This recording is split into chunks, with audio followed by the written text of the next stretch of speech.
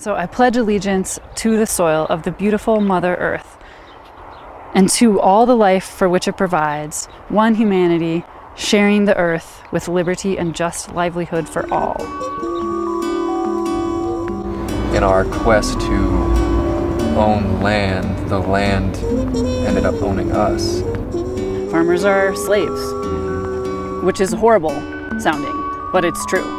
In a completely different way than maybe what we would think of, but they're slaves to contracts and seed dealers and chemical dealers, and they are not able to get out of this way that they're doing farming, which is harmful to them and harmful to the environment and harmful to everyone that they're producing food for, and it's not lifting the farmer up as the most important person in society.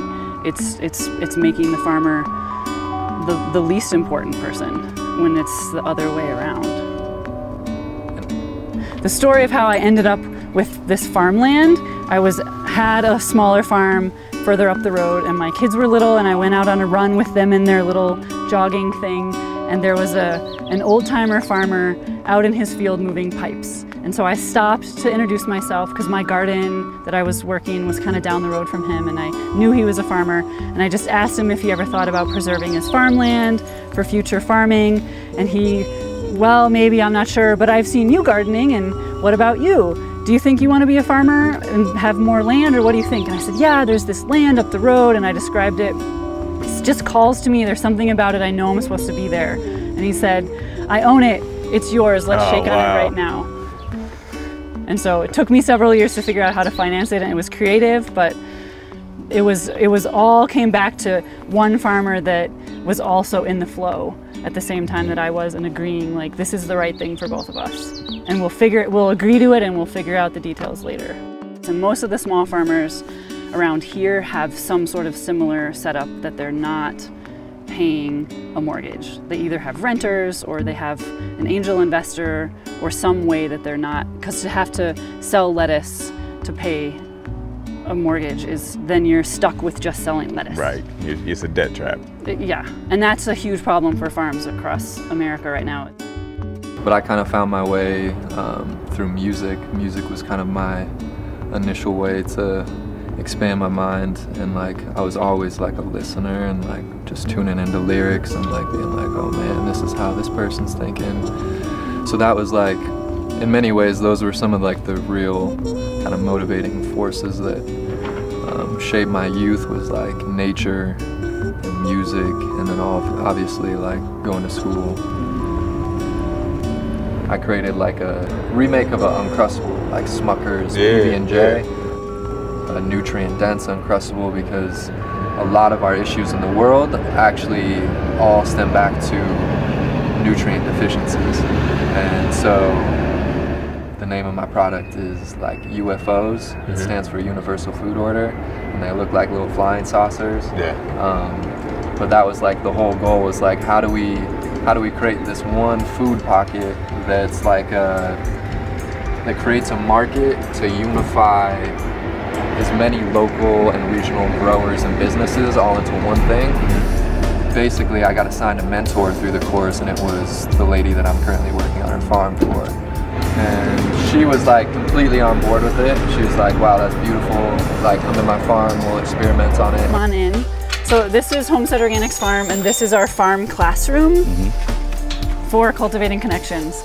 So we're fortunate enough to have an amazing piece of property that's really visible from two really busy roads, and decided early on that we thought it would be best to use this farm as a place for education and gathering. And so we started out growing food that we would sell to someone transactionally, like I'm gonna grow the lettuce and I'm gonna sell it to you for $2 at the market. And so I go to the farmer's market and I'm hoping you're gonna buy my lettuce.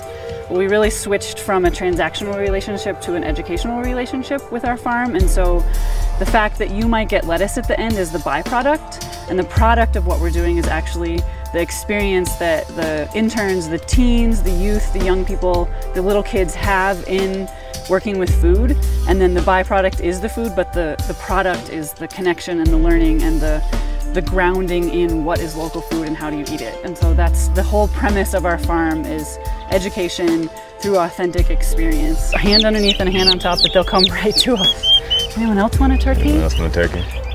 Let's let our turkeys hang out. Hey, we're turkey friends. I'm scared. This guy's Yeah. Now they're getting wise to me that I just took 2 of their friends. Put them back. Do you want this one? So calm. Oh my God. Oh, I'm sorry, buddy. And you can feel like it's alive and it's vibrant, and you have so much more appreciation for turkey now because you met a turkey. Turkey paradise. It's turkey paradise, yes, totally. Except for the eating at the end part. But Except for, well, it's like they had one bad moment. Right. Which hopefully they didn't even notice. If somebody eats me at the end of my life, I'm okay with that. I've had a great run. Exactly. But yeah, I met Dylan through the Montana State University, like a food development class. Yeah, food product development. So I was one of the like mentors, like food product mentors. Yeah, let us know if you come across any really good products too in that. We're always looking for things that are good for the world, but also just really good products to help invest in and support. So what I'll throw out towards you is what we're doing on this tour is trying to find people who are from all different types of places that are trying to solve very relevant problems. That's really what you're doing. It's clear that with your center, you're trying to build it out more, you're trying to think it through, and I'd love to be a resource to be able to help you think that through. And then at the same time, you've got this dope sandwich company. So what we like to offer you is if you like a $25,000 seed investment for your sandwich company to get it going and get building out, we'd be happy to offer you that today. And then when it comes to building out your center, man, let us know. We're building projects out in Ojai, we're building projects out in all those different parts. We're looking at some international areas too, where we're getting together land and trying to get people to come together and ask, how could we build a better society? I'm grateful. I'm grateful that we crossed. I heard you come in and you were talking to people, but I can just tell. I was like, damn, I gotta talk to this dude. But yeah, man. You know, it's like Bob Marley's quote, like when you have nothing, you attract everything. It's like when I really don't need a whole like big fancy, like all that kind of stuff, but if I could get like nutritious food and clean water and just like a place to, I think for me personally, like I would want a place to sleep and a place to create, because my creative expression is a huge part of my overall health. It goes, I use my heart and my mind with the muse that I can find, shape truth with my hands, make use of this land, explore the garden within, so that the fruits of my labor can be savored in an outward favor. Make sure that the flavor is not tainted by comparison of the state of my insides to the depiction of another's life on the outside. As osmosis collides and continual sonder revives, the vision of beauty is always in my eyes. That's it.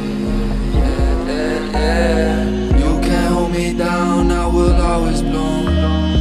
You can't dim my shine, resonance and tune. You can't hold me down, I will always bloom. You can't hold me down, I will always bloom. You can't dim my shine, resonance and tune. You can't hold me down, I will always bloom. You can't dim my shine, you can't dim my shine.